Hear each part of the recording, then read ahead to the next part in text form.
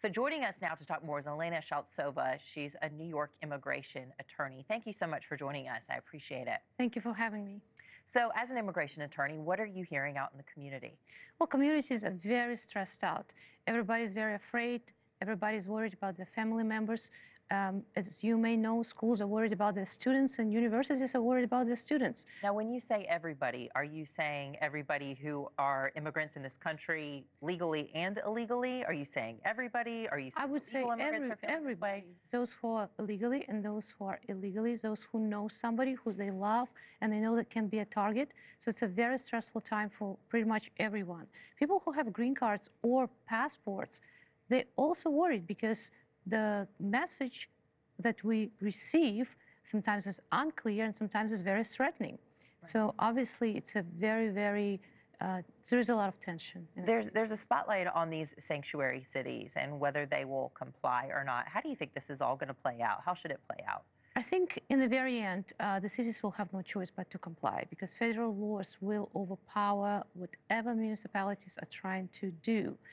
We do have a number of city mayors that's spoken against the ICE enforcement, but in the end, I believe that they will not have much choice. Okay.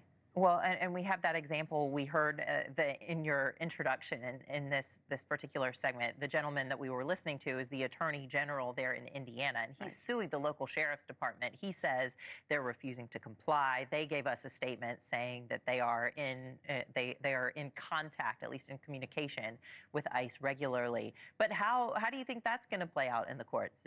Are you signaling that it's going to get tied up, or what? It'll go through? To some extent, I believe that these efforts will be wasted just because we do have federal laws that are in favor of enforcement.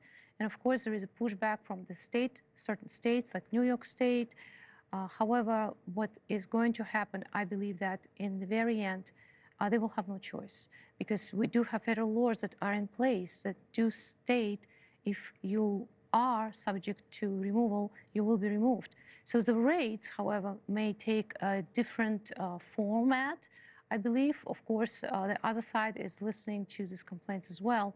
And I think you guys know that Tom Homan stated that operations mostly will be targeted rather than raiding the streets or local businesses.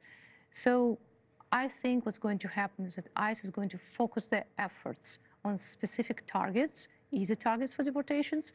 The cities may push back to some extent, but in the very end, federal government is going to win. And they say so far they're sticking to what they've promised to begin with violent criminals, the pictures we were just showing. Right.